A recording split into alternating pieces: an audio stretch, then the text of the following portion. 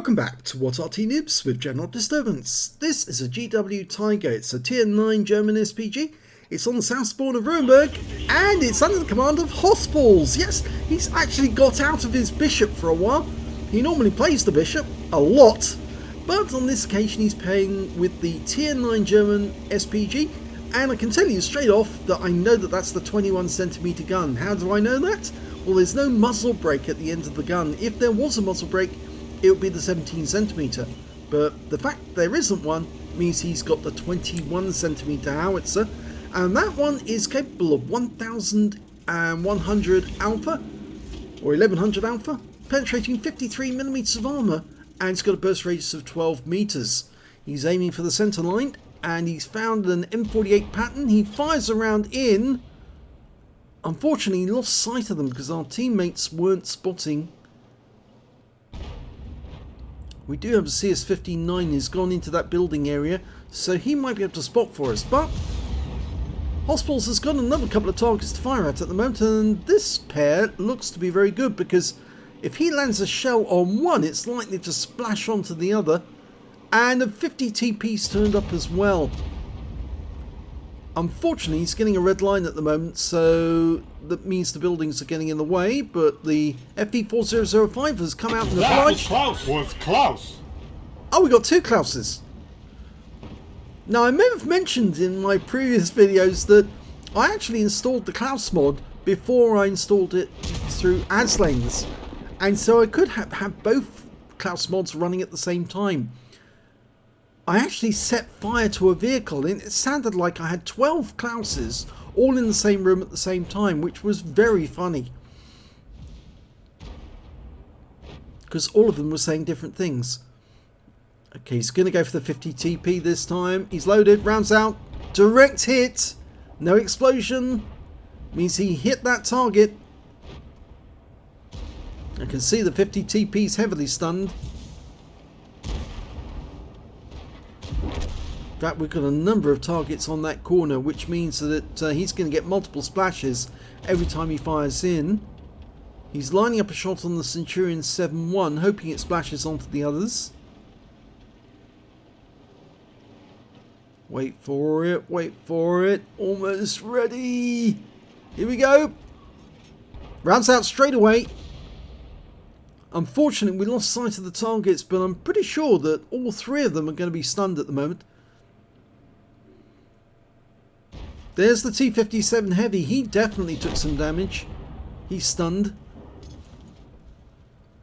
And he's gone. He's out the game. There's the 50 TP. Very badly wounded. Only 203 hit points left, but we're still waiting for the reload. Even though it says OK, there's no countdown.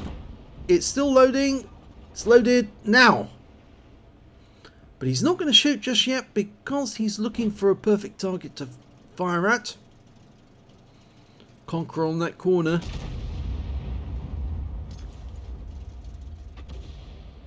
No, I think he wants that 50 TP. Dialing in. Almost there. Ready.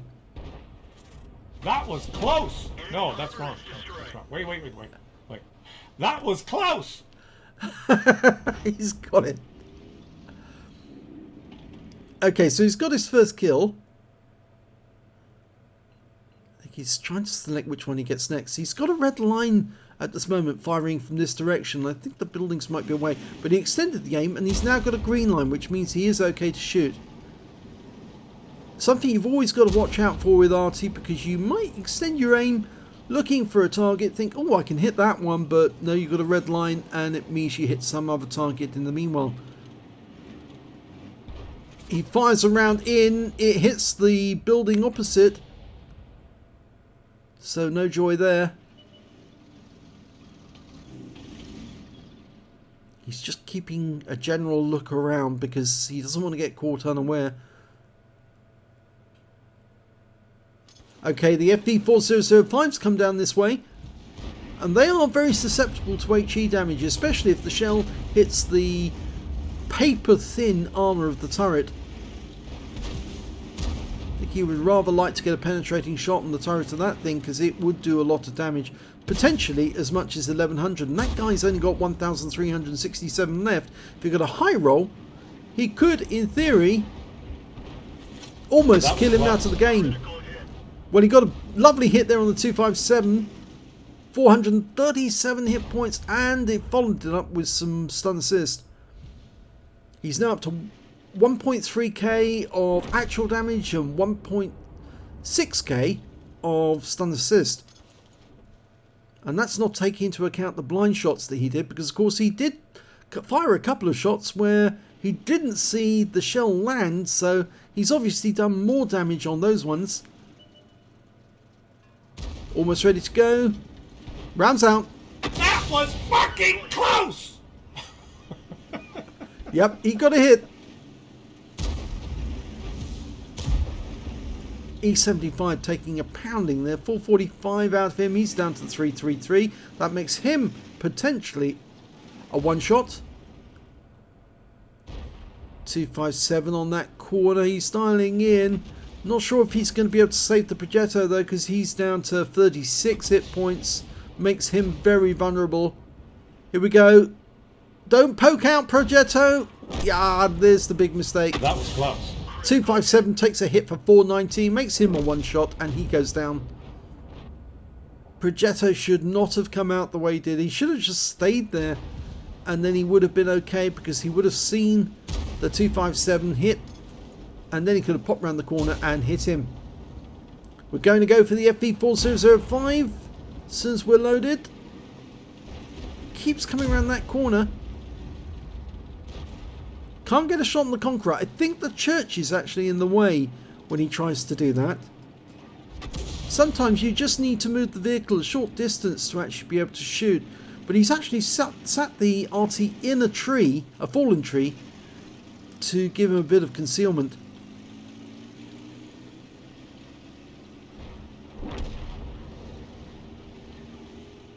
Can't get the E75 at the moment. He's on that corner.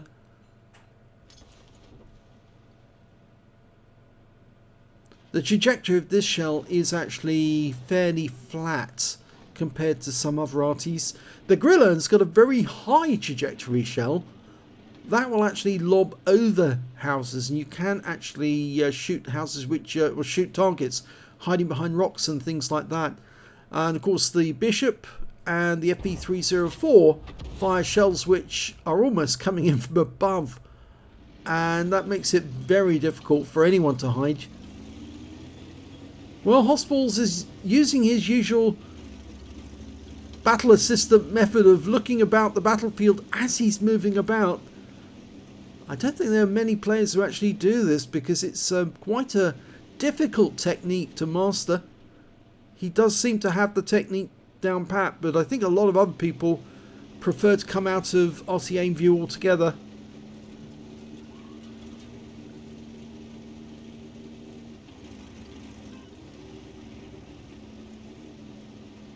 I suspect that he's actually going to go right up to the bush line, or these bushes up here.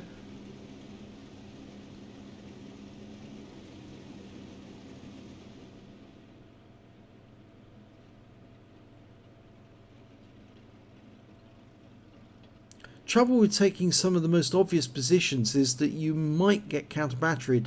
The enemy Arty might try just to send a shot in on the off chance that somebody's at home.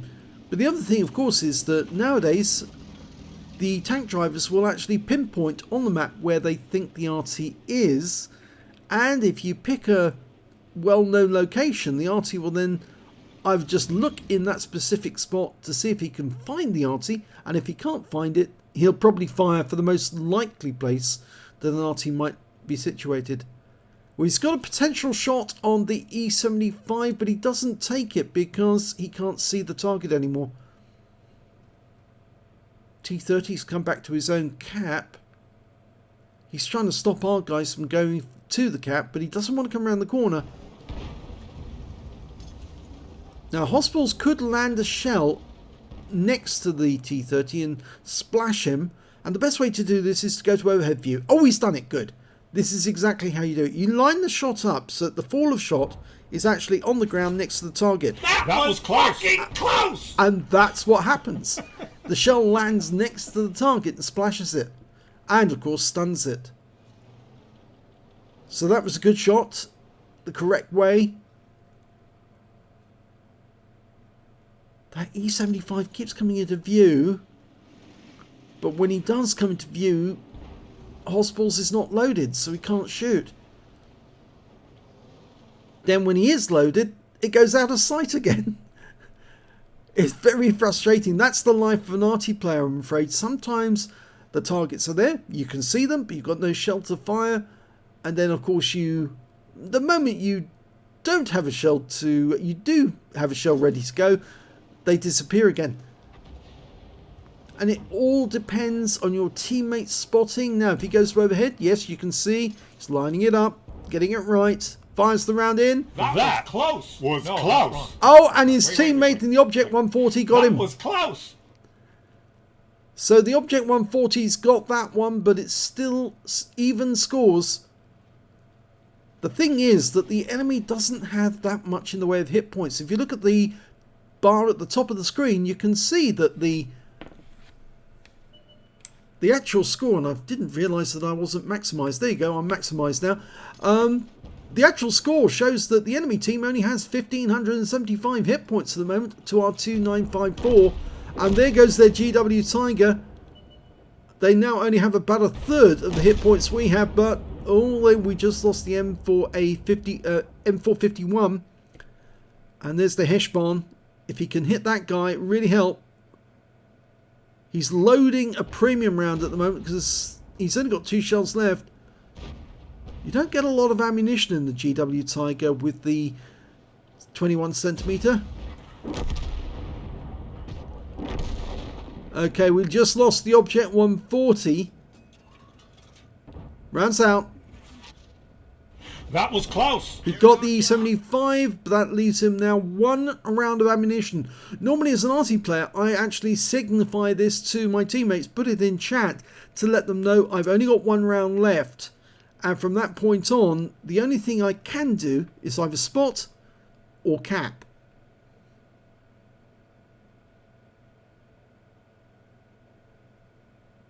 There's only 2 left on our team, 2 on the enemy team.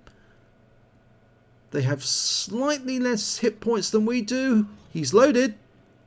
Rounds out. This could kill the FB. It does. That gives our AMX-50 120 a significant advantage because it's only the Conqueror left and he doesn't have much in the way of hit points. But now that hossballs is out of ammunition, you hit the reload key and it says no ammunition. Ammunition is empty. In fact, he did mark it in chat, 1 shell. So he did do the right thing. Tell his teammates, I've got no ammunition left now. All he can do now is move towards the cap. But I think he's going to wait and see what the AMX-50 120 does. He can take at least 2 shots from the enemy Conqueror, the 5120. But if he's loaded and he's got a full mag, he can easily take out the Conqueror. He gets 1 shot in. Misses with the next round. Pulls back. I think he's almost trying to draw that Conqueror in so he can get easy shots. He's gone to reload.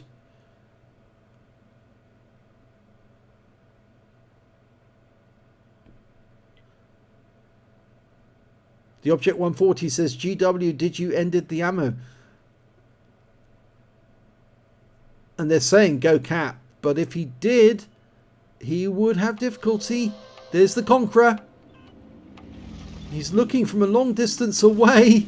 It's at moments like this that I wish I could go to free camera and watch what's going on over here. We're looking at it from above gob mode. The Conqueror's fluffed up. The AMX-50 120 got rounded and that wins the game. Whew. Well, he did a job, and, well, hossballs fired all his ammo, and he got a lot of damage on the enemy. 2.3k and 2.2 of stun assist. Let's have a look at the end of battle stats, because I'm sure that those figures are going to be higher. It's an ace tanker for hossballs and the GW Tiger. He managed to get a bruiser medal for getting at least 5 critical hits. In this one, he managed to get 15. He got a Gore's medal for doing more damage, exceeding 8 times the hit points for his own vehicle, and a Confederate for hitting more of the enemy than anyone else, at least 6 tanks subsequently taken out by other teammates. And his win rate from the battle was 5,801. Well, I think you saw when this battle ended that it was showing 2.3k of actual damage. Was that the amount he did? No, a lot more, because there was some blind hits in that game, and the score's actually now showing 4,020 hit points of damage. But it's not the highest damage in the game. That went to the FV4005 that hossballs killed with his last shell. 5,447 hit points to him.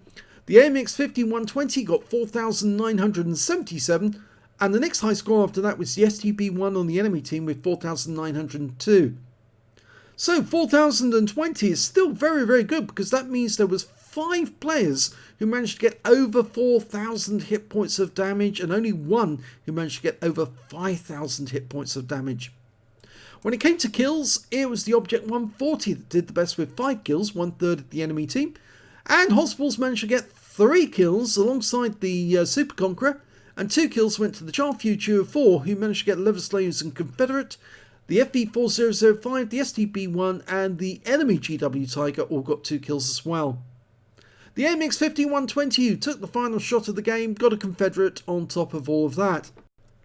When it came to base XP, it was the Object 140 again who did the best with 1,287. The AMX-50-120 got 1,258 base, and hossballs managed to get 1,205 base experience points from that one. He fired 15 rounds. Only the 15 rounds that he had, all of them. 6 direct hits, no penetration, but 20 splash. Yes, he was hitting more tanks than he had shells. 4,020 hit points of damage, all of it done at more than 300 meters. He damaged 9 of the enemy, killed 3 of them, and did 2,255 hit points of stun assist off 17 stuns. On a premium count, free-to-play account rather, he earned 41,311 credits, but ammunition was expensive. He did fire some premium rounds in that game. He only had 2, but the cost is huge, 48,960, which means that he actually made a loss for the game of 7,649 credits, I think that is, if my eyesight deceives me. I think it says 7649, yes, that's right. Okay, and 1,205 base XP, and there's no multipliers, so that's all the experience points he took away. But it's a very good game, ace tanker, and of course the fact that he got a Gore's Confederate and he was one of only 5 players over 4,000 hit points meant he was working extremely hard, and well, he deserved that victory. It's a pity you ran out of shells though, because that's the thing. You really, sometimes when you're playing high tier Arty, you are limited by the number of shells that Wargaming gives you, and sometimes they don't give you enough to play with. So you end up at the end of the game, no ammo left, nothing else you can do except cap or spot. And normally if you try to spot, you can end up getting killed, but you might provide information that your team might be able to use to get the win. So well played, hossballs. If you enjoyed that replay, please give this video a like and do subscribe to our channel. Let other people know that we exist. And thanks for watching.